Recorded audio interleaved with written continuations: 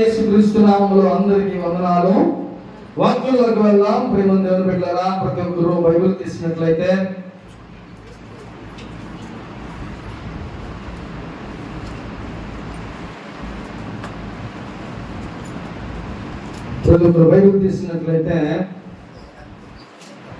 సామెతల గ్రంథం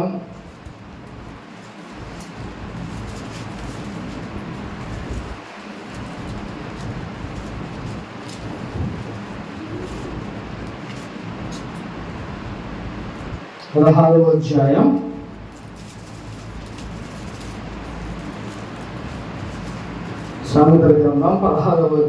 18వ వచనం ఒకసారి చదువుకుందాం. నాశనమునకు గర్వం నడుచును, పడిపోవుటకు ముందు అహంకారమైన మనస్సు నడుచును. చాలు. హల్లెలూయా. ఈరోజు దేవుడు మనతో మాట్లాడుతున్నాడు. ప్రేమ దేవుడు కూడా ఏమనంట, నాశనానికి ముందు గర్వం నడుస్తుంది. అంటే మనిషికి ఏమున్నా లేకపోయినా, మన దగ్గర డబ్బు ఉన్నా లేకపోయినా, లేకపోతే మన దగ్గర ఇంకా ఏమున్నా లేకపోయినా కూడా ఏముంటుందంట, మనిషిలో గర్వం ఉంటుందంట.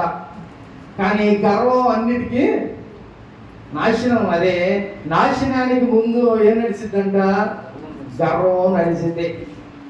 అందుకే బైబిల్ గ్రంథంలో మాట ఉంటుంది. ఏమనంటే, కొంతమంది రథములను బట్టి, కొంతమంది గుర్రములను బట్టి, కొంతమంది ఆస్తులు బంగారాలను బట్టి అతిశయపడతారంట. మనమైతే మనం ఎవరిని చూసి అతిశయపడాలంట, మన దేవుణ్ణి చూసి మనం అతిశయపడాలి. ప్రేమ దేవుని మీద. హల్లెలూయా. కాబట్టి మనకి ఏమున్నా లేకపోయినా మన జీవితంలో గర్వం అనేది మనలో ఉండకూడదు. ఒక్కొక్కరికి డబ్బులు ఉంటే గర్వం వచ్చేస్తుంది ఆటోమేటిక్గా. మన జేబులో 1,00,000 రూపాయలు, మన పరిస్థితులు బట్టి 50,000 ఉన్నా చాలు, ఇక మనంత ఇది లేదని అనుకుంటా ఉంటారు. గర్వం మనిషికి, ఆ గర్వం అనేది పనికిరా. కాబట్టి మన దగ్గర డబ్బులు అంటారా ప్రేమ దేవుని బిడ్డ, అది వస్తా ఉండి వెళ్ళిపోతారు. ఒక దగ్గరగా స్టాండర్డ్గా ఎవరి దగ్గర కూడా ఉండవు. కాబట్టి డబ్బులు అనేవి అవి వస్తూ ఉంటే మెల్లిగా అది ఇంకొకరికి వెళ్ళిపోతూ ఉంటుంది. అంటే ఒక్కొక్కసారి మన దగ్గర ఉండొచ్చు, తర్వాత అది ఇంకొకరి వైపు అది ఉండొచ్చు.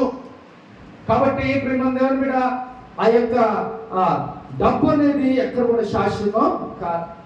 అలాగే కొంతమంది ఏమనుకుంటారంటే, అబ్బా మా ఇంటి పేరటోళ్ళు నా వెనకే ఉన్నారు, లేదా నా చుట్టాలు నా వెనకే ఉన్నారు, అబ్బో 100 మంది లేకపోతే నా ఊరు సగం అంతా మా ఇంటి పేరటోళ్ళే అని చక్కలు గుద్దుకుంటా ఉంటారు. కానీ ఒక్కడు కూడా నీకు 1 రూపాయి ఇచ్చిన బాబు ఎప్పుడు కూడా ఉండదు ప్రేమ. కానీ వాళ్ళని చూసి మనం ఏదో గర్వపడతా ఉంటాం. కాబట్టి అనేకమైన విషయాల గురించి మనం వాటి గురించి ఏం అవుతా ఉంటాం, గర్విస్తూ ఉంటాం. మనుషుల్లో గర్వం వచ్చేస్తే మనం ఏం చేస్తున్నామో ఆ విషయాలు కూడా తెలియని పరిస్థితుల్లో మనం ఉంటాం. ఏమంటే, మనం చచ్చిపోతే కనీసం మన చచ్చిపోయిన తర్వాత, మన పాతిపెట్టి వచ్చేసిన తర్వాత కనీసం మన చెప్పులు కూడా ఇంట్లో అవసరం. అవునా కదా?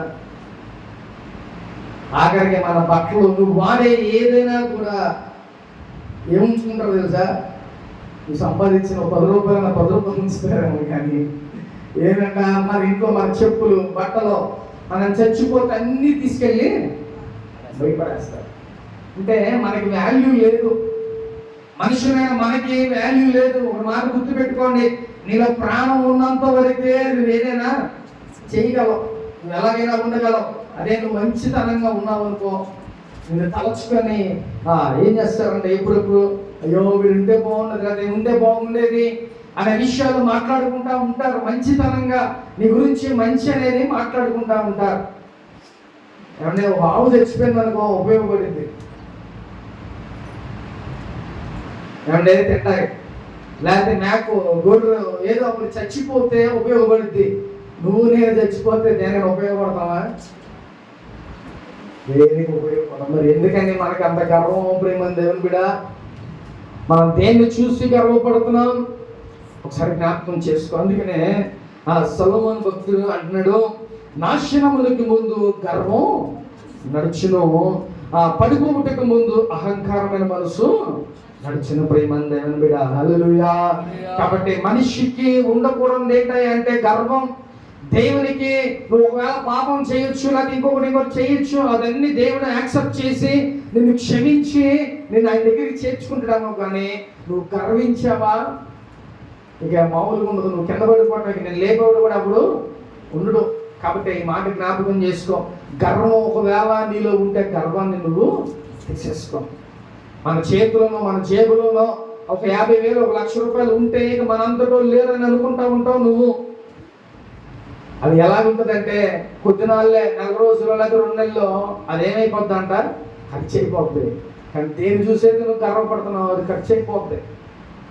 కానీ నువ్వు గర్వించుకోకుండా జాగ్రత్తగా నువ్వు దేవుడిలో ఉంటే ఎలా ఉంటుందంట, మంచిగా దేవుడు లేకపోతే ఈ లోకపరమైన ప్రతి ఒక్కరు కూడా దేవుడు అంటే దేవుడు మెచ్చుకుంటారు, అలాగే మనుషులు కూడా నిన్ను మెచ్చుకుంటారు. ప్రేమ దేవుని బిడ్డ. హల్లెలూయా. కాబట్టి గర్వించకూడదు. గర్వం అనేది దేవునికి ఇష్టమైంది కాదు. నువ్వు పాపం చేయి, లేకపోతే ఏదైనా చెప్పు, ఏదైనా అను, కానీ మనుషుల్లో ఉన్న గర్వం మట్టికి నువ్వు అది ఉంటే నువ్వు తీసేసుకో. అది మంచిది కాదు. దేవుడికి ఇష్టము అసలు లేదు అని అంటే అది ఒకటే. అర్థమవుతుందా? ఈ మాట జ్ఞాపకం చేసుకోండి. గర్వం ఒక్కటే దేవునికి ఇష్టమైంది కాదు. అర్థమవుతుందా? మనం ఏదో ఏంటో అనుకుంటా ఉంటాం, మనమేంట్లే గట్టిగా మోసం లేని అనుకో ఏమైపోతాం మన పరిస్థితి. గట్టిగా మోసం లేకపోతే ఏమైపోతాం మన పరిస్థితి. ఎంత బాడీ బిల్డర్ అవ్వచ్చు, లేకపోతే నేను ఎంత బలార్జున అనవచ్చు, గట్టిగా మోసం లేని ఏమైపోతుంది తెలుసా, నోట్లోంచి మాట కూడా రాదు. అలాగే కదా. అంటే మనం ఎలాంటి వాళ్ళం అండి, దేని చూసి మనం గర్వపడతాం. కాబట్టి ఈ రోజుల్లో జ్వరం వచ్చినా లేకపోతే ఇంకొకటి వచ్చినా మన పని అయిపోద్ది. కాబట్టి మనం దేని విషయం కూడా మనం గర్వించకూడదు. ప్రేమ దేవుని బిడ్డ. హల్లెలూయా. కాబట్టి పరలోకంలో కూడా లూసిఫర్ ఆ సాతాను ఏమైందంట, దేవదూత ఫస్ట్ ఆఫ్ ఆల్ దేవదూత ఏమైందంట, గర్వించిందంట. దేవుడు అంత పరలోకాన్ని అంతా నాకే అప్పచెప్పాడు. కాబట్టి ఏంటంట, ఆమెలో గర్వం వచ్చేసింది. ఆమె ఏం చేసింది, కొంతమందిని పోగేసుకుంది, తన పార్టీగా పోగేసుకొని ఏం చేసిందంటే ఆమె అంటే దేవుడిని పక్కన పెట్టేసి నేనే రూల్ చేద్దాం అనే ఒక ఆలోచన దానికి వచ్చేసింది. అంటే ఏమైపోయిందంటే గర్వం వచ్చేసింది, దానిలో గర్వం వచ్చేసింది. అది పాడుతూ ఉంటే దేవుడు మైమరిచిపోయేవాడంట. అలాంటి స్థితి, అంత టాలెంట్ దేవుడు దానికి ఇచ్చాడు.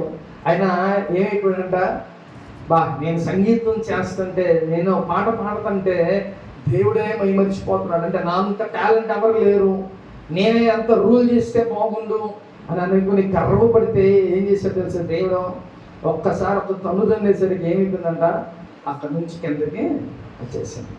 అందుకనే మనలో కూడా ఒక తన్నేదాకా మనం ఉండకూడదు.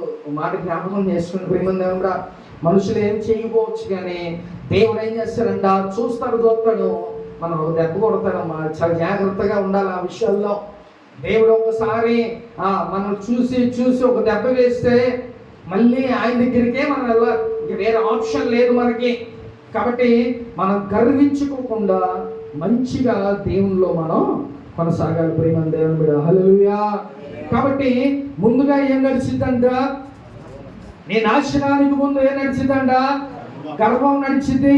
కాబట్టి నీలో ఉన్న గర్వాన్ని మీరు తొలగించేసుకోండి. తర్వాత ఏంటంట, పడిపోవటకు ముందు అహంకారమైన మనసు నడుచును. నువ్వు పడిపోయావు అనే పరిస్థితిలో ఉంటే జ్ఞాపకం చూసుకోండి, అది నీ వల్లే.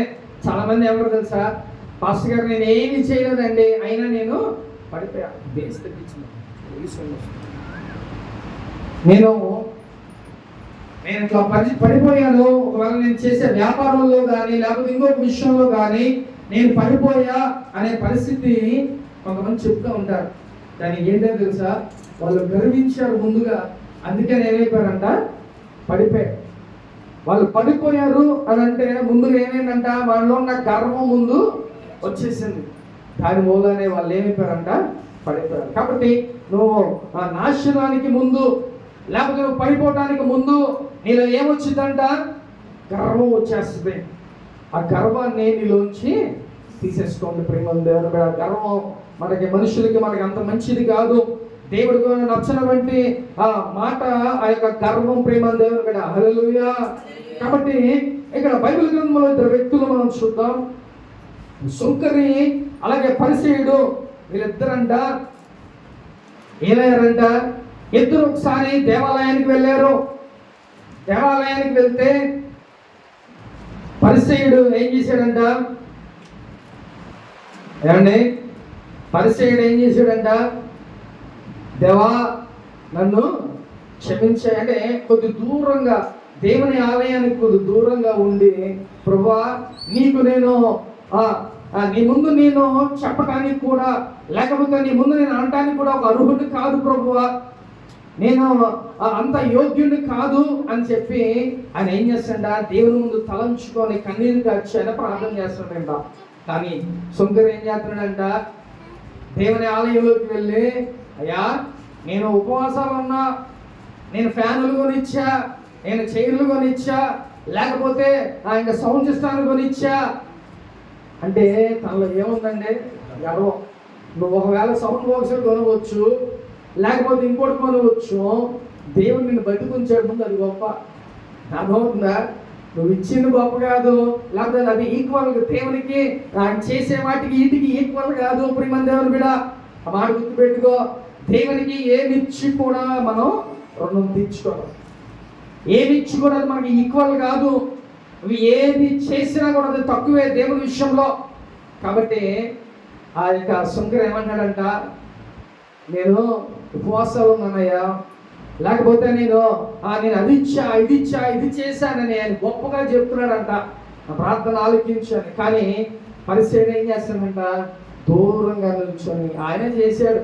ఏమండి, విశ్వాసమైన ప్రతి ఒక్కరు దేవుని కోసం ఏదో ఒకటి చేస్తూనే ఉంటారు. కానీ ఈ పరిస్థితి ఏం చేశాడంట, దూరంగా నిల్చొని, ప్రభువా అయ్యా నీ యొక్క సన్నిధానికి రావడానికి కూడా నేను అర్హుడు కాదయ్యా, నన్ను క్షమించయ్యా అని ఆయన ప్రార్థన చేస్తానంట. ప్రియమైన దేవుడా, కాబట్టి మనుషుల్లో ఉన్న గర్వం ఏమైందంట, ముందు నాశనానికి దారి చేస్తుంది. ప్రియమైన దేవుడా, ఒకవేళ నీలో గర్వం ఉందేమో, ఆ గర్వాన్ని నీవు తొలగించుకో, వాటన్నిటిని నువ్వు దూరపరుచుకో. ప్రియమైన దేవుని బిడ్డ, గర్వం ఉంటే సమస్తానికి నాశనం. కాబట్టి ఏది చూసి నువ్వు గర్వపడుతున్నావు అది నీకు దూరం అయిపోతుంది. డబ్బును చూసి గర్వపడుతున్నావా, డబ్బు దూరం అయిపోతాయి. ఒకవేళ నువ్వు చూసే బంధువులను చూసి నేను వెనక ఎంతమంది ఉన్నారు అనుకుంటున్నావా, వాళ్ళ నుంచి నేను దూరం చేస్తాడు. అర్థమవుతుందా? కాబట్టి ఏదైతే చూసి నువ్వు గర్వపడుతున్నావో వాటన్నిటి నుంచి దేవుడు నీకు దూరం చేస్తాడు. ప్రేమ దేవుని బిడ్డ, హల్లెలూయా. కాబట్టి నువ్వు నాశనం అయిపోతున్నావంటే నీలో ఉన్న గర్వాన్ని బట్టే. కాబట్టి నీలో ఉన్న గర్వాన్ని నువ్వు తొలగించుకుంటే చక్కగా నువ్వు మంచి మార్గంలో ఉంటావు. నువ్వు నాశనం అయిపోకుండా సరైన స్థితిలో నువ్వు ఉంటావు. ప్రేమ దేవుని బిడ్డ, చూద్దాం ఒకసారి యాకోబు రాసిన పత్రిక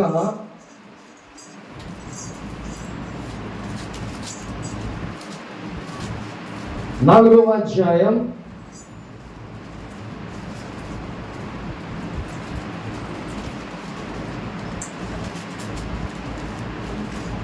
6వ వచనం ఒకసారి చదువుకుందాం.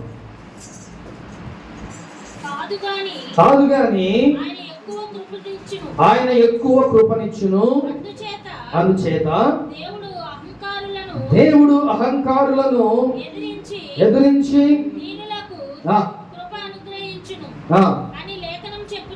చాలు. హల్లెలూయా. ఇక్కడ ఏమనంట, దేవుడు ఎప్పుడు మనకి కృపనిస్తాడు. ఇది కృపాకాలం.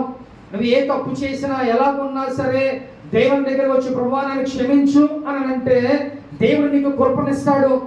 ఆయన కృపనిచ్చి నీకు క్షేమాన్ని దేవుడు అనుగ్రహిస్తాడు. ప్రేమ దేవుని బిడ్డ, కాబట్టి దేవుని కృప చాలా విలువ కలిగింది. కాబట్టి అది అహంకారులకు ఎలాగంట, అది దేవుడు అహంకారులను ఎదిరించి దీనులకు కృప చూపించడం. మనుషులంతా మనందరం ఒకలాగే ఉంటాం, కానీ కొంతమందిలో ఏమైందంట, గర్వం వచ్చేసింది, అహంకారం వచ్చేసింది. ఇవన్నీ అప్పుడు దేవుని కృపకి దూరం అయిపోతాయి. ఇందాక ఏం చదువుకున్నాం మనం, నాశనం అయిపోవటానికి ఏం చేసిందంట, ముందు గర్వం నడిచింది. మనకన్నా ముందు గర్వం నడిచిందంట. అనుభవిస్తుంది. మనకే తెలుస్తూ ఉంటుంది మనకి ఎట్లా గర్విస్తున్నాం లేదో. కొంతమంది అదే గుండెలు తీసేసి వెనక్కి వేసేసుకొని ఏమంటే అవన్నీ వేరు అదే చెప్పలా గబుక్కున గట్టిగా జ్వరం వచ్చిందంటే అయిపోయింది ఇక్కడ మనపడి ఎలా ఆడితే నడుచుకుంటారు ఆటమే మనపడి, అవునా కదా. కాబట్టి మనలో ఉన్న గర్వం ఏమైందంటే ఫస్ట్ నాశనానికి ముందు గర్వం నడుస్తూ ఉంటుంది. ఈ గర్వాన్ని ఏం చేయాలి, దీన్ని వెనక పడేయాలి. మనం ముందు వెళ్ళే ఆ గర్వాన్ని ఏం చేయాలంట, వెనక్కి వేసే. నీ దగ్గర ఏమున్నా లేకపోయినా నువ్వు ఎలాగున్నా సరే నువ్వు మంచిగా దేవుని యందు ఈ లోకంలో నువ్వు మంచి అని అనిపించుకోవాలి ప్రేమ దేవుడు కూడా. అంతేగాని వీడితో మనం ఏం మాట్లాడతామలే, లేకపోతే వీటితో మనం ఏంటి, లేకపోతే ఏమవుతాం ఏంటి మనకి అని అనుకునే పరిస్థితుల్లో మనం ఉండకూడదు ప్రేమ. అందుకనే మనం ఇంతమంది మనం ఉంటే కానీ కొంతమందికి దేవుని కృప అనేది తోడుగా ఉంటుంది. అలా ఎలాగా అంటే కొంతమందికి ఏమైపోతుంది అంటే గర్వం వచ్చేసింది, అహంకారం వచ్చేసింది. అవి ఏమి కూడా మనకి ఏదో రూపాయి కూడా లాభం ఉండదు దానివల్ల. కాబట్టి మన నాశనం ఇవ్వడానికి ముందు గర్వం అనేది నడిచింది. అలాగే దేవుడు ఏం చేస్తాడంటే అహంకారులకి ఆయన కృపని చూపించడం. మనం మంచిగా దేవుళ్ళో ఉంటే ఆ కృప మనకే దేవుడు ఇస్తాడు. నువ్వు ఒకవేళ ఏ మిస్టేక్ చేసినా వెంటనే దేవుడు క్షమించి ఏం చేస్తాడు, ఆయన కృప నీకు తోడుగా ఉంచుతాడు ప్రేమ దేవుడు కూడా. ఎందుకంటే ఆయన కోపం నిమిషం మాత్రమే ఉండదు. ఆయన చాలా గొప్ప దేవుడు. ఆయన ఎంత కోపం ఉంచుకున్నా ఎంత ఇది వచ్చినా కూడా ఆయన కోపం ఎలాంటిదంట, నిమిషం మాత్రమే ఆయన కోపం ఉంటుందంట. కానీ మనుషులైన మనకి ఎలా ఉంటుంది, ఇతరులపై సంవత్సరాల తరబడి ఉంటుంది ఆ కోపం. ఏమంటే సంవత్సరాల తరబడి నువ్వు చచ్చిన మాట్లాడినా అంటారు. చచ్చిన తర్వాత ఏం మాట్లాడతాం మనం కదా. నువ్వు చచ్చేదా, నువ్వు చచ్చిపోయాక నేను మాట్లాడినానంటే చచ్చిన తర్వాత ఏం మాట్లాడతాం. నువ్వు మాట్లాడంటే నువ్వు కూడా చావాలి కదా. కాబట్టి మనం అలా ఉంటాం. కానీ దేవుడు అలాంటి వాడు కాదు. అందుకే ఆయన దేవుడు అంటాం. ఎలాంటి వాడు అంట, ఎంత కోపం రాని నువ్వేంది చేసినా వెంటనే దేవుడు మాట్లాడు. అంటే నిమిషం మాత్రమే ఆయన కోపం ఉంటుందంట. మనలాగా సంవత్సరాల తర్వాత కోపాలు పెంచుకోవడాలు కాదు.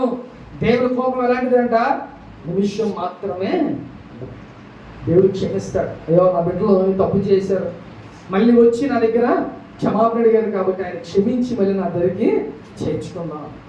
అలాంటి మనసు దేవుడిది. కాబట్టి ఆయన బిడ్డలుగా మనం కూడా ఎలా ఉండాలి, మనలో ఉన్న అహంకారాన్ని తొలగించేసుకోవాలి, మనలో ఉన్న ఈర్ష్యలు తొలగించుకోవాలి, మనలో ఉన్న గర్వాలన్నీ తొలగించేసుకొని చక్కగా దేవుని కృపను మనం పొందుకొని ముందుకు సాగిపోయేలాగా మనం ఈ లోకంలో ఉండాలి ప్రేమ దేవుని మీద. హల్లెలూయా. కాబట్టి దేవుడు ఇక్కడ క్లియర్గా చెప్తున్నాడు ప్రేమ దేవుని మీద, దేవుడు అహంకారులు ఎదిరించి దీనులకు కృపను అనుగ్రహించును అన్న.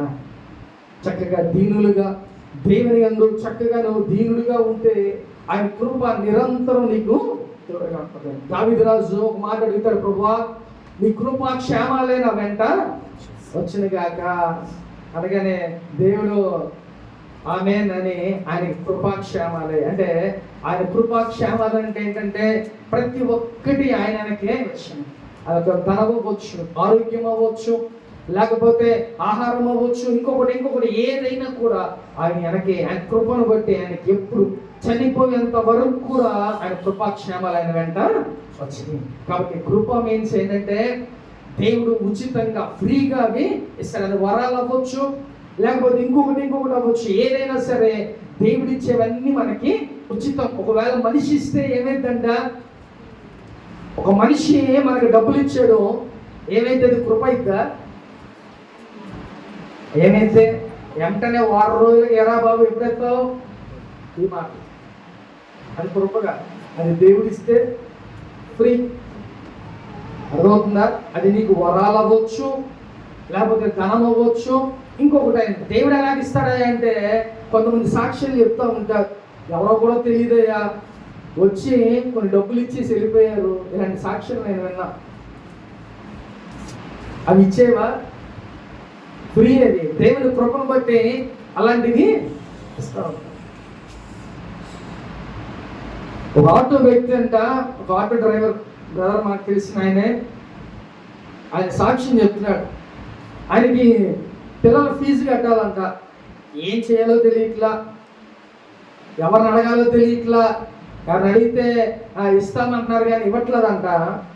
సరే, ఆటోలో వెళ్తుంటే ఈయన క్రైస్తవుడే, అయితే ఆ ఎక్కిన ఆయన క్రైస్తవుడో కాదో తెలియదు కానీ ఎక్కించుకున్న ప్యాసింజర్ని ఆయన వెళ్తా ఉంటే ఆయన ఫోన్లోంచి సాంగ్ వచ్చిందంట. ఎవరి ఫోన్లో నుంచి? ప్యాసింజర్ ఫోన్లో నుంచి మన క్రైస్తవుని సాంగ్ ఒకటి వచ్చింది. వెంటనే ఆటో డ్రైవర్ విన్నాడు. ఏమనుకుంటారు అప్పుడు? ఈయన కూడా మన క్రైస్తవుడే అని ఆయన ఇదయ్యి చక్కగా కొన్ని మాటలు కలిపి, ఏమంటే ఏ చర్చికి వెళ్తారండి, ఎక్కడ ఉంటారు, ఏంటి, ఈ విషయాలన్నీ అడిగి ఈ మాటలు వాళ్ళు ఆ ఆటో డ్రైవరు ఆయన ఒక సువార్తే చెప్పేశాడు ఆయనకి. చక్కగా వాళ్ళు ఎలా అయిపోయాడు, క్లోజ్ అయిపోయారు. సరే, ఈ మాట అయిపోయింది. వెళ్ళిపోయిన తర్వాత ఆయన ఎక్కడికి వెళ్ళాలి, అక్కడికి వెళ్ళిన తర్వాత కిరాయి 100 రూపాయలు మాట్లాడుకున్నాడంట. ఆయన ఎంత ఇచ్చాడు తెలుసా? 2000 ఇచ్చి, ఏమంటే ఉంచుకుని బ్రదర్ అని చెప్పేసి, ఆయన బాగా కోటీశ్వరుడు అంట. ఒక హోటల్ కాడ దించమనంటే ఆయన 2000 ఇచ్చి ఉంచుకోండి అని చెప్పి, మా గురించి ప్రార్థన చేయండి బ్రదర్ అని చెప్పి వెళ్ళిపోయాడు. 100 రూపాయలు రావాల్సింది 2000 దేవుడు ఇచ్చాడు. అంటే అదేంటిది? అది దేవుని యొక్క కృప. అది రిటర్న్ ఇచ్చేవి కాదు. కృప అంటే రిటర్న్ ఇచ్చేవి కావు. కాబట్టి మనం ఏం కోరుకోవాలి తెలుసా? ఒకరి దగ్గర నుంచి అప్పు కాదు, ఒకరి దగ్గర నుంచి డబ్బులు తీసుకోవడం కాదు, ఆయన దగ్గర నుంచి మనం తీసుకుంటాం అన్ని ఫ్రీ. ఈ మాట గుర్తుపెట్టుకోండి ప్రియమైన దేవుని కూడా. దేవుని దగ్గర నుంచి ఏదైనా నువ్వు పొందుకుంటే అది ఫ్రీ. అప్పుడు నువ్వు ఎవరిని అడగాలి? అప్పు దేవుడిని అడగండి. ఆయనకు అవసరంలా, ఫ్రీ. ఆయన కృప అండి ఇదంతా. కాబట్టి నువ్వు కూర్చొని ప్రార్థన చేయి, దేవుడు ఎవరో ఒకరి ద్వారా నీకు సహాయాన్ని పంపిస్తాడు. అప్పుడు వాళ్ళు ఎలా ఉంటుంది తెలుసా? రే బాబు, నీకు నచ్చినప్పుడు, నీకు ఉన్నప్పుడు ఎవరా అంటారు. అదే నువ్వు వెళ్ళి అప్పటికే అనుకో, నెక్స్ట్ వారం నుంచే అడుగుతారు, ఏరా బాబు నా డబ్బులు అయ్యి లేదా నా వడ్డీ అయ్యి అడుగుతూ ఉంటారు. కానీ దేవుడికి నువ్వు ప్రార్థన చేస్తే దేవుడిచ్చేవి అటు రకంగా ఉంటాయి. అర్థమవుతుందా? దేవుడిచ్చేవి అటు విధంగా ఉంటాయి. ప్రియమైన దేవుని మీద వచ్చి ఏమన్నారంట, నీ ఉన్నప్పుడు ఎవరు నాయన, ఇప్పుడేం కంగారు లేదు, దగ్గర ఉన్నప్పుడే ఇవ్వు, లేదనుకో వచ్చి ఇచ్చేవి, అరే ఏమొద్దు జాగ్రత్తలు వాడుకో అనే మాటలో వస్తాడు. అదేంటిది అంటారు? దేవుని యొక్క కృప. కాబట్టి ప్రియమైన దేవుని బిడ్డ, దేవుని కృప ఎవరికి ఉంటుందంట? దీనులకి ఉండదు. ఎవరైతే దీనులుగా ఉంటారో, ఎవరైతే దేవుని దగ్గర దీనులుగా తగ్గించుకొని ఉంటారో, ఇక్కడ ఏమంటాడంట? అయ్యా నేను చర్చికి అది ఇచ్చాను, ఇది చేశాను, అది చేశాను గొప్పలు చెప్తున్నాడంట. కానీ ఏం చేస్తాడంట? పరిసేయుడు దూరంగా నిలబడి ఆయన, అయ్యా నీ పేరు ఎత్తడానికే నేను అర్హులు కాదయ్యా అని రొమ్ము కొట్టుకొని ఏడ్చి ప్రార్థన చేస్తున్నాడంట. కాబట్టి మనలో ఉన్న గర్వాన్ని, అహంకారాన్ని మనం తొలగించేసుకొని నువ్వు దీనుడిగా ఉన్నావు అనుకో, దేవుని యొక్క కృప నీకు ఎప్పుడు తోడుగా ఉంటుంది ప్రియమైన దేవుడుగా. కాబట్టి కృప అంటే ఏంటి? ఇప్పుడే చెప్పా, ఫ్రీ. కాబట్టి నీకు ఎప్పుడు ఎవరికైనా డబ్బులు కావాలన్నా, ఎవరికైనా బంగారం కావాలన్నా ఏం చేయాలి తెలుసా? కూర్చొని ప్రార్థన చేయి. ఎవరిని అడగ, మాకు అది ఫ్రీ కాదు. ప్రభువా నీ కృప ద్వారా మాకు అన్నీ ఫ్రీయే, నువ్వు మాకు ఇవ్వు అని నువ్వు ప్రార్థన చేయి. ఇప్పుడు సేవకుడిగా నేను చెప్పా, మీరేం చేయాలి? టెస్ట్ చేయాలండి దేవుణ్ణి. మా అమ్మ ఏం చెప్పేది, 10 నేను బస్సు ఎక్కితే ఊరు నుంచి వస్తున్నాను సేవకెళ్ళి, వెళ్ళే బస్సులోనే మాట్లాడాడంట, దిగి వేరే బస్సు ఎక్కువ వేరే ఊరు వెళ్ళాను. ఇవన్నీ చెప్తాను. నాకు కామెడీగా ఉండేది. ఏంట్రా బాబు 10 ఎక్కడ చెప్తుంది, మాట్లాడతాడా అసలు అని ఒక ఆలోచన ఉండేది. మాట్లాడతాడు కానీ 10 మాట్లాడతాడా అని నాకు ఉండేది. అప్పుడు నేనేం చేశాను, ఆ మాట చెప్పిందామా, నేనేం చేశా? టెస్ట్ చేశా, మాట్లాడతాడు అసలు దేవుడు అని ఏం చేశా? ప్రార్థన చేశా. ప్రభువా ఒకసారి నాతో మాట్లాడవా, నువ్వు మాట్లాడే దేవుడు అంటగా, మా అమ్మతో 10 మాట్లాడుతున్నా, నాతో ఒకసారి మాట్లాడవా అని అడిగా. ఇప్పుడు మీరు కూడా ఏం చేయాలి? నా సేవకుడు చెప్పాడు కదా, నిజంగా దేవుడు ఏదైనా తన కృప ద్వారా మనకి ఫ్రీగా ఇస్తాడు. దీనులకి ఫ్రీగా ఇస్తాడంట. ఎవరికి కూడా అంట? అహంకారులకి, గర్వులకి, గర్విష్ఠులకి దేవుడు ఎవరు.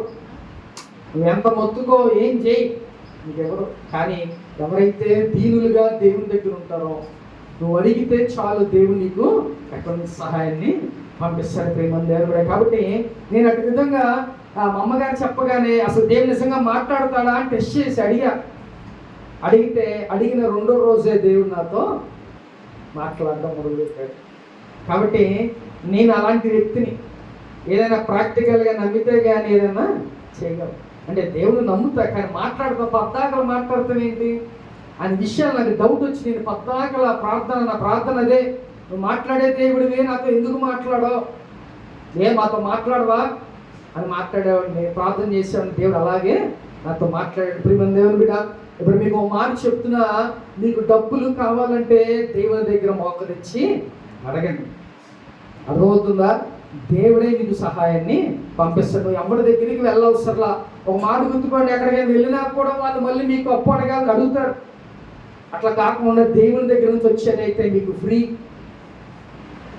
కాబట్టి ఒకసారి ఎక్స్పెరిమెంట్ చేయండి, ఎలాగుంటుంది ఏంటని ట్రై చేస్తే అది మీకు కూడా ఒక ఎక్స్పీరియన్స్ దేవుడు ఇస్తాడు. ప్రియమైన దేవుని బిడ్డ, హల్లెలూయా. కాబట్టి దేవుని దగ్గర నువ్వు మోకరించి అంత పట్టుదల కలిగి నువ్వు దేవుని అడిగితే దేవుడు కంపల్సరీగా ఆయన కృప ద్వారా నీకు ఏదైనా కూడా సహాయాన్ని దేవుడు అందిస్తాడు. అంతేగాని ఎవరికి కూడా అంట దేవుడు గర్విష్ఠులకి అహంకారులకి దేవుడు. ఎందుకంటే వాడే గర్వపడిపోతాడు, నాకు ఒకటి ఇస్తే ఏంటి ఇవ్వకపోతే ఏంటి ఇలాంటి మాటలు వస్తాయి గర్విష్ఠులకి, అవునా? కాబట్టి అలాంటి వ్యక్తులకి దేవుడు ఇప్పుడు ఎవరైతే దీనులుగా ఉంటారో ఆయన కృప ద్వారా అన్ని కూడా దేవుడు వారికి అనుగ్రహిస్తారంట. ప్రేమ దేవుని మీద, హల్లెలూయా.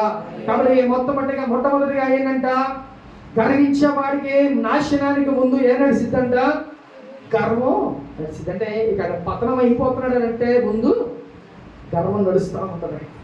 అలాగే ఇక్కడ ఎలా ఉంటుందంట, దీనులకి ఆయన కృప తోడుగా ఉంటుందంట, కానీ అహంకారులకి ఆయన కృప దూరంగా ఉంటుందంట. ప్రేమ దేవుని మీద. కాబట్టి ఈరోజు నువ్వు ఒకవేళ గర్వంగా ఉంటున్నావేమో, లేకపోతే అహంకారంగా ఉంటున్నావేమో, నీలో ఉన్న ఈర్ష్యలు ఉంటున్నాయేమో, వాటన్నిటిని ఈ రోజు నువ్వు తొలగించుకో. వాటి వల్ల నీకు ఒక రూపాయి కూడా ప్రయోజనం లేదు ప్రియమైన దేవుని మీద.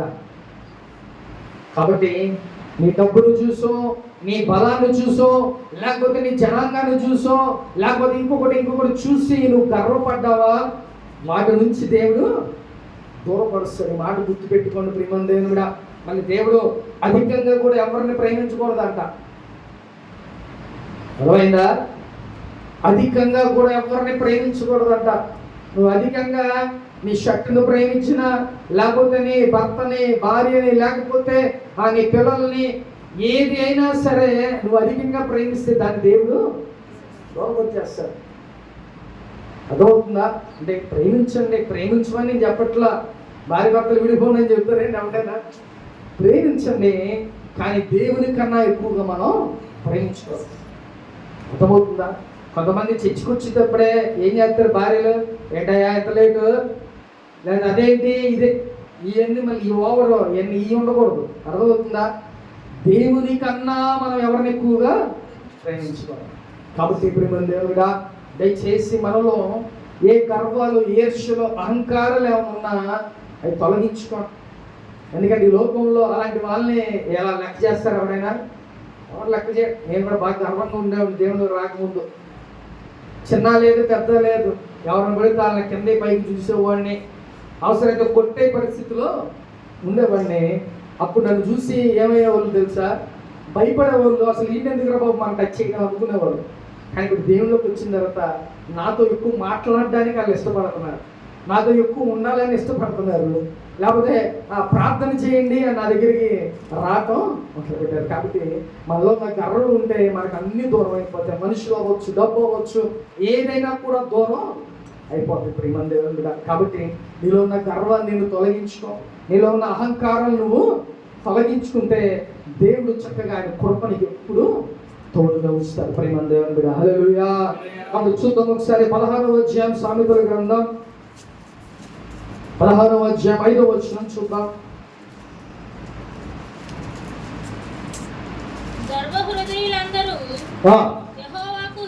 యెహోవాకు హేయులు చాలు.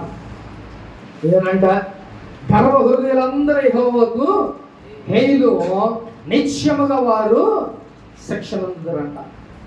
ఏమంటే ఇక్కడ మనం ఇప్పుడు దాకా ఏం మాట్లాడు, నాశనం అయిపోవటానికి ఏంటంట, గర్వమే ముందు వెళ్తుంది. కానీ ఇక్కడ గర్విష్ఠులే దేవునికి ఇష్టం లేదంట. దేవునికి వాళ్ళు హేయులు, దేవునికి వాళ్ళు అసహ్యులు. కాబట్టి దేవుడికి మంచిగా ఆయన యందు తగ్గించుకొని ఆయన యందు దీనులుగా ఉన్న వాళ్ళు ఆయన ఇష్టపడతాడు. అంతేగాని గర్విష్ఠులు ఏంటంట, ఆయనకి అసహ్యులంట. నిశ్చయముగా వారి శిక్ష పొందుతారు. పనిష్మెంట్ అనేది కంపల్సరీగా ఉంటుంది. ఎవరికంట? గర్విష్ఠులుగా గర్వంగా ఎవరైతే ఉంటారో వాళ్ళకి శిక్ష అనేది కంపల్సరీగా ఉండదు. అది రేపు అవ్వచ్చు, ఎల్లుండి అవ్వచ్చు, లేకపోతే ఒక నెల అవ్వచ్చు. నువ్వు గర్వించావా నీకు శిక్ష తప్పదు. ఇక్కడ క్లియర్గా దేవుడు మాట్లాడుతున్నాడు. ప్రియమైన దేవుని బిడ్డ, నువ్వు గర్వించావా నీలో ఉన్న గర్వం ఏమైపోతుందంటే ఆ శిక్షకు పాత్రుడివి అవుతావు. కాబట్టి ఆ శిక్ష నుంచి నువ్వు తప్పించుకోవాలంటే నీలో ఉన్న గర్వాన్ని, అహంకారాన్ని మొత్తం నేను తొలగించేసుకొని చక్కగా దేవుని యందు నువ్వు దీనుడుగా ఉండాలని రోజు మాట్లాడుతున్నాడు. ప్రియమైన దేవుని బిడ్డ, కాబట్టి గర్విష్ఠులుగా ఉంటే ఏమొస్తుందంట? మనకి శిక్ష వస్తుంది. ఇప్పుడు గర్విష్ఠులకి ఏమేమి వస్తాయో మనం కొన్ని విషయాలు తెలుసుకున్నాం. ఏమేమి వస్తాయంట, ఏమేమి దూరం అవుతాయంట. మొట్టమొదటిగా గర్విష్ఠులకి ఏమైందంట? నాశనం వస్తుంది. రెండవదిగా ఏమైందంట? ఆయన కృప దూరం అయిపోతే ఏమి కూడా నీ దగ్గరికి రావు. అలాగే మూడవదిగా ఏంటంట? దేవునికి అసహ్యులంట వాళ్ళు. అలాగే ఎలాగంటే వాళ్ళకి శిక్ష అనేది కంపల్సరిగా ఉంటుంది. అర్థమవుతుందా? కాబట్టి నిశ్చయముగా కంపల్సరిగా వారికి శిక్ష అనేది వస్తుంది. ఏమి వస్తుందంట? గర్విష్ఠులకి ఏమి ఉంటుందంట? నాశనం ఒకటి వస్తుంది. అలాగే రెండవది ఏంటంట? ఆయన కృప దూరం అయిపోద్ది. మూడవది ఏమైందంట?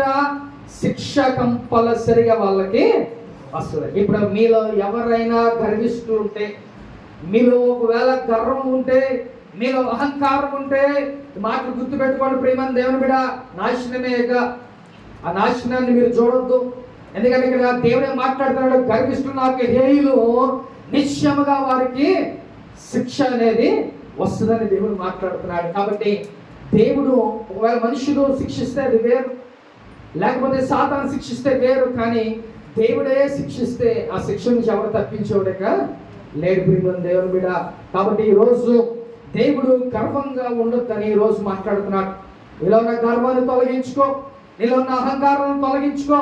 జాగ్రత్తగా దేవుని యందు భయభక్తులు కలిగి నువ్వు శ్రద్ధగా ఉండగలిగితే ఆయన కృప నీకు తోడుగా ఉండి నీకు సమృద్ధిగా దేవుడు ఆయనకి దావీదుకు లాగా ఆయన కృపా క్షేమాలే నీ వెంట వస్తాయి. నువ్వు వెళ్తా ఉంటే నీ ముందు గర్వం నడిస్తే ఏమొస్తుందంట?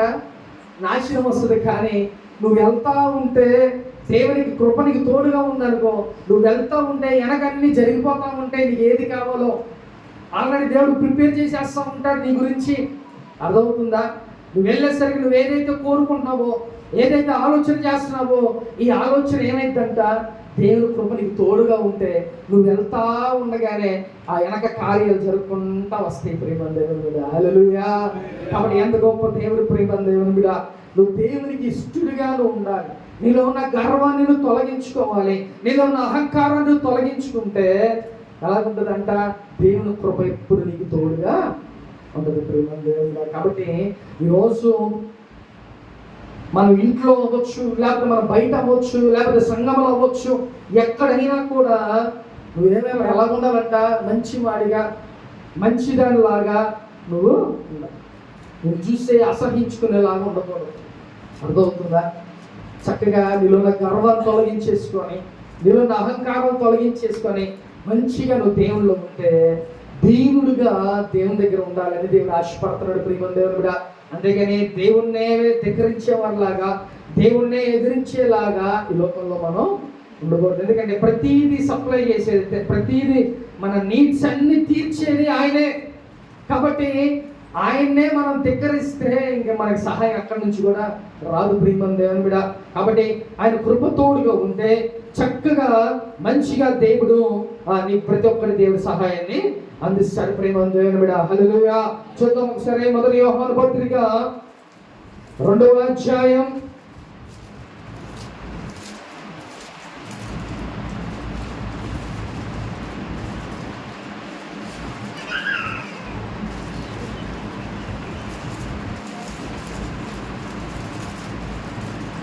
2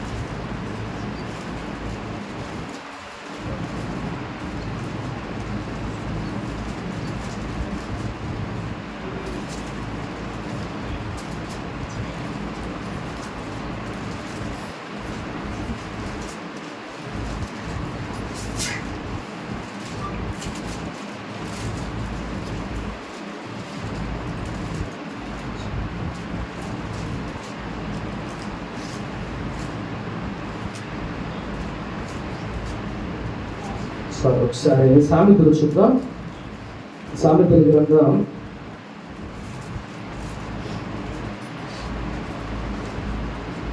16వ అధ్యాయం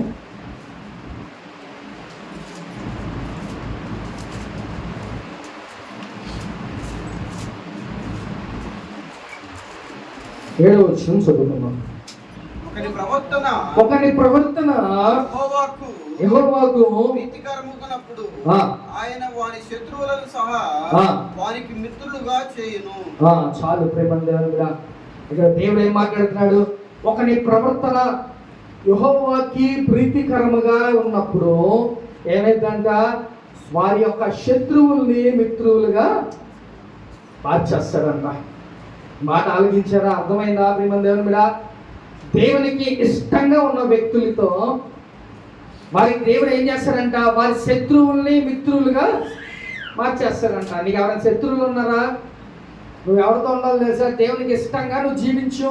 నీ శత్రువులు కూడా దేవుడు ఏం చేస్తాడు? మిత్రులుగా మార్చేస్తాడు. అదే ఒకవేళ అహంకారంగా ఉంటే ఏమైంది? శత్రువులు పెరుగుకుంటూ పోతారు. అన్నా కదా? గర్వంగా ఉంటే శత్రువులు అంతా పెరుగుకుంటూ పోతూ ఉంటారు. కాబట్టి ఒక మాట గుర్తుపెట్టుకో ప్రేమని దేవుని మీద. దేవునికి మొట్టమొదటిగా నీ ప్రవర్తన చాలా ఇష్టంగా ఉండాలని దేవుడు మాట్లాడుతున్నాడు. నీ ప్రవర్తన ఎలాగుంటుంది? ఎలాగుండాలంట? చర్చ మొదలు పెట్టగానే నేను రాకముందే అన్నీ సిద్ధపరిచి ఉంచాలి. అది ఎవరికి ఇష్టం? దేవునికి ఇష్టం, నాకు కూడా ఇష్టమే కదా. చక్కగా చేపలు వేసి, చైర్లు వేసి, ఇవన్నీ వేసి రెడీగా ఉండి పాటలు పెట్టుంటే నాకు ఇష్టం. ఎందుకంటే నేను కూడా చేసి వచ్చాను. మనం చెప్పకోకుండా, చేయకోకుండా చెప్పం. అర్థమవుతుందా? నేను కూడా సేవకుడు రాకముందే చైర్స్ అన్నీ వేసేసి చక్కగా తడిగుడ్డతో తుడిచి అన్నీ ఊడ్చేసి చక్కగా సౌండ్ సిస్టమ్ పెట్టి పాస్టర్ గారు వచ్చిన తర్వాత వెళ్ళి బయలుదేరి వచ్చాం. కాబట్టి ఆ బాధ్యత, ఇది ఎలా ఉంటుందంటే దేవునికి కూడా ఇష్టంగా ఉంటుంది. దేవుని పని ఇప్పుడు అలా చేయకపోతే ఏమైంది? ఏమండి, దేవుని పని కొంత సమయం లేట్ అవ్వచ్చు, లేకపోతే జరగకోకుండా ఉండొచ్చు. మనం అలా ఆటంకంగా ఉండకూడదు. దేవునికి, అలాగే దేవుని సేవకునికి నువ్వు ప్రీతికరంగా ఉండాలని దేవుడు ఆశపడుతున్నాడు. నీ ప్రవర్తనే, నీ యొక్క ప్రవర్తన మంచిగా ఉండాలి. ఇతరులు మెచ్చుకునేలాగా, లేకపోతే దేవుడు మెచ్చుకునేలాగా, లేకపోతే నీ సేవకుడు మెచ్చుకునేలాగా నీ ప్రవర్తన ఉండాలి. అంతేగాని సేవకునితో చేయించుకొని, దేవునితో చేయించుకొని, లోకంలో ప్రజలతో చేయించుకొని ఇంకా మారకపోతే ఎట్లా కదా? అందుకనే దేవుడు ఏం చేస్తాడంట? ఒరే బాబు, నాకు ఇష్టంగా ఉన్నాను రా బాబు, నీ శత్రువులు కూడా నేను మిత్రులుగా మారుస్తానని చెప్తున్నాడు దేవుడు. కాబట్టి నీకు ఎవరైతే శత్రువుగా ఉన్నారో, ఎవరైతే నీకు నష్టం కలగజేయాలని చూస్తున్నారో వాళ్ళందరినీ ఏం చేస్తాడంటే దేవుడు మిత్రులుగా దేవుడు నిన్ను చేసేస్తాడు ప్రేమ దేవుడా. కాబట్టి నీ ప్రవర్తన మీదే ప్రతిదీ ఆధారపడి ఉంటుంది. అది ఏమైనప్పటికీ అవ్వచ్చు, అది ఏదైనా సరే నీ ప్రవర్తన మీదే ఆధారపడి ఉంటుంది ప్రేమ దేవుడా. కాబట్టి మంచిగా నీ ప్రవర్తనను జాగ్రత్తగా చూసుకొని నీలోన్న అహంకారాన్ని, నీలోన్న గర్వాన్ని నువ్వు తొలగించేసుకుంటే చక్కగా దేవుడు ఏం చేస్తాడంట? శత్రువులు కూడా మిత్రులుగా దేవుడు చేసేస్తాడు ప్రేమ దేవుని బిడ్డ. హల్లెలూయా. కాబట్టి ఈరోజు దేవుడు గర్వంగా ఉన్న వారిని ఇష్టపడట్లా, అహంకారంగా ఉన్న వాళ్ళని దేవుడు ఇష్టపడట్లా. మరి ఇప్పుడు మీలో ఏమేమి ఉంది? మీరు దీనులా, దేవుని యందు, లేకపోతే అహంకారులా, లేకపోతే గర్విష్ఠులా? ఒకసారి మీరే ఆలోచన చేసుకోండి. చర్చలు అయితే చక్కగా జాగ్రత్తగా ఉంటారు. మంచిగా మా అంత భక్తులు లేరయ్యా అని చెప్పవసరలా చూపించేస్తారు. బయటికి వెళ్తే కానీ ఉండదు. అర్థమవుతుందా? అవన్నీ వేస్ట్ అండి. మనల్ని ఎవరు చూస్తున్నాడు? దేవుడు చూస్తున్నాడు. నేను ఎవరు చూసినా చూడకపోయినా ఆయన చూస్తున్నాడని భయంతో బ్రతకండి. అంతే తప్ప ఒకరి కోసం బతకొద్దు, ఒకరి కోసం యాక్టింగ్లు చేయొద్దు, ఒకరి కోసం వేషధారుల్లాగా ఇక్కడ ఉండొద్దు. దేవుడు మనం చూస్తున్నాడు. మన పరిశుద్ధత ఆయనకి మనకే తెలుసు. ఒకరికి చూపించాల్సిన అవసరం కూడా లేదు. అంతేగాని ఆడిని చూసి ఈయన చూసి మనం ఏదో భక్తి చూపించాలి. కొంతమంది ఏం చేస్తారు? మాస్టర్ గారు వస్తున్నారా లేదో చూసి బాగా వచ్చే ముందు ప్రార్థన చేస్తూ ఉంటారు. అప్పుడు దాకా చూస్తున్నాడు, కూర్చొని ఉంటాడు. కానీ ఏం చేస్తారంట? మాస్టర్ గారు వచ్చేటప్పుడే ప్రార్థన చేస్తూ ఉంటారు. అది ఏంటి? యాక్టింగ్ అనమాట. మళ్ళీ తర్వాత ఎలా మామూలే నా ముందు ఎందుకు ఆయన చూస్తాడు అసలు కదా. దేవుడు చూస్తున్నాడు, ఆ భయం కలిగి ఉండండి అంతే తప్ప మనం ఎవరికో మనం భక్తి చూపించాల్సిన లేదు, ఎవరికి కూడా మనం భయపడాల్సిన అవసరం కూడా లేదు. మనం యథార్థంగా మనం పరిశుద్ధంగా ఉన్నప్పుడు ఈ లోకంలో ఎవరికి భయపడాలి? ఏమంటే దేవునికి తప్ప మన ఈ లోకంలో ఎవరికి భయపడాల్సిన అవసరంలా.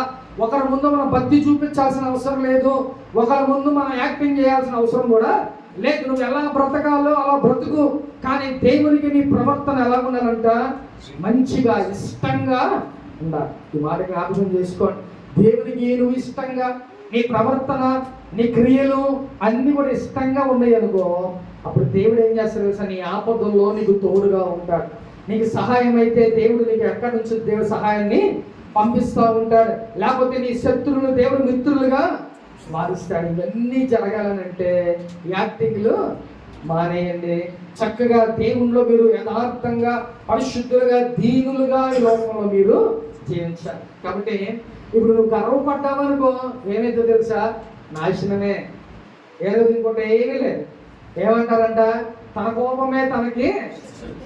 మా ఫ్రెండ్ ఒకడు, వాడి పేరు వాడు ముస్లిం. వాడు మేము చాలా క్లోజ్, అంటే చాలా మంది ఉండేవాళ్ళం, వాడు కొంచెం క్లోజ్గా ఉండేవాళ్ళం. నాకు కోపమే బాగా, కానీ వాడి కోపంతో నాకు విరక్తి పుట్టేది. వాడు ఏం చేసేవాడో తెలుసా?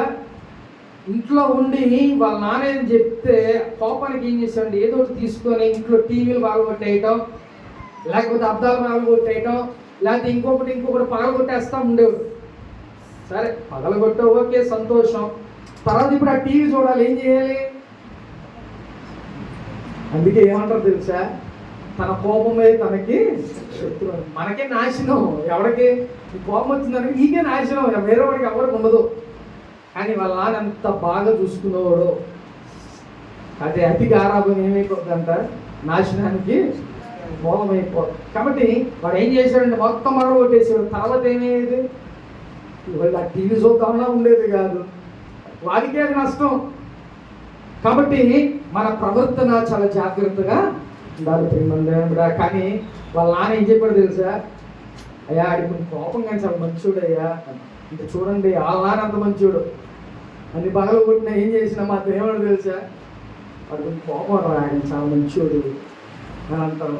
అంటే చూడండి, ఆ దేవుడు మన ప్రవర్తన బట్టి ఎవరైనా మనల్ని మెచ్చుకుంటాడు ప్రియమందిరా. కాబట్టి ఈరోజు మనలో ఉన్న అహంకారాన్ని మనం తొలగించుకోవాలి. అహంకారం ఉండటం మూలన, ఆ గర్వం ఉండటం మూలన మనలో ఏమేమి నష్టాలంట?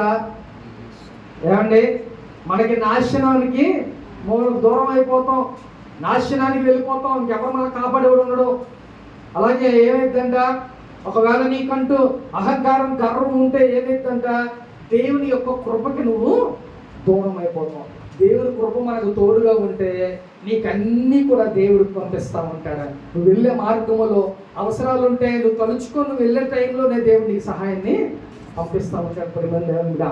అలాగే నువ్వు గర్విష్ఠుడుగా అహంకారంగా ఉంటే దేవునికి ఎలా ఉంటావంట? అయిష్టుడిగా, ఇష్టం లేని వ్యక్తిగా ఈ లోకంలో ఉంటామంట. కాబట్టి నువ్వు చక్కగా నీ ప్రవర్తనను మంచిగా ఉండాలి. నీలో ఉన్న గర్వాలు అహంకారాలను తొలగించుకోగలిగితే ఈరోజు దేవుని కృప నీకు తోడుగా ఉండి నడిపిస్తుంది ప్రేమందిరా. కాబట్టి మనలో ఉన్న అహంకారాన్ని, మనలో ఉన్న గర్వాన్ని అన్నిటినీ ఈ రోజు నుంచి మనం తొలగించేసుకోవాలి. నాకు మంచి బిల్డింగ్ ఉంది, లేకపోతే నాకు స్థలాలు పొలాలు ఉన్నాయి, లేకపోతే నాకు డబ్బు ఉంది, నాకు బంగారం ఉంది, ఇవన్నీ ఉన్నా ఒకరోజు అవన్నీ కూడా మనకి దూరం అయిపోతాయి. ఎలాగా? మనం పోతే ఏది కూడా మనతో పాటు రావు. ఒకవేళ నువ్వు గర్వించామనుకో అటన్నిటి కూడా దేవుడు ఒకటొకటి నీకు దూరం చేస్తాడు. కాబట్టి జాగ్రత్తగా నీ ప్రవర్తన ఉంచుకో. దేవుని ముందు చాలా యథార్థంగా దీనుడుగా ఈ లోకంలో నువ్వు బ్రతకాలి ప్రేమ దేవుని బిడ్డ. చాలా మంది అనుకుంటూ ఉంటాడు, దేవుడు నాకు కనబట్టలా కదా, నేనేం చేసినా నాకేంటి అని అనుకుంటున్నాం. దేవుడు రే బాబు మనందరికీ ఈ భూమిని ఆకాశాన్ని సృజించిన వాడు. ఏమంటే ఇన్ని మన కోసం చేసిన దేవుడు మనం చూడకుండా ఉంటాడా? మనం పరిశీలించుకోకుండా ఉంటాడా? కాబట్టి ఒకసారి జ్ఞాపకం చేసుకో. గర్వానికి ముందు ఏం నడిచిద్దట? నాశనానికి ముందు ఏం నడిచిద్దంట? గర్వం. కాబట్టి జాగ్రత్తగా దేవుని మాటలు విని దేవుని యందు దీనులుగా, యథార్థంగా, పరిశుద్ధులుగా ఈ లోకంలో ఉండాలని, దేవుని ఎదుట నీ ప్రవర్తన మంచిగా ఉండాలని దేవుడు ఈ రోజు మాట్లాడుతున్నాడు. కాబట్టి ఎక్కడ చూసినా నేను మంచి అని అనుకోవాలి, ఎక్కడ కూడా నిన్ను అసహ్యంగా లేకపోతే ఎలా పడితే అలా మాట్లాడేవారు లాగా ఉండకూడదు. ప్రేమ దేవుని బిడ్డ, చాలా జాగ్రత్తగా నీ ప్రవర్తన నువ్వు కాపాడుకోవాలి. ప్రేమ దేవుడు, అప్పుడే దేవుడు నిన్ను ఇష్టపడతాడు.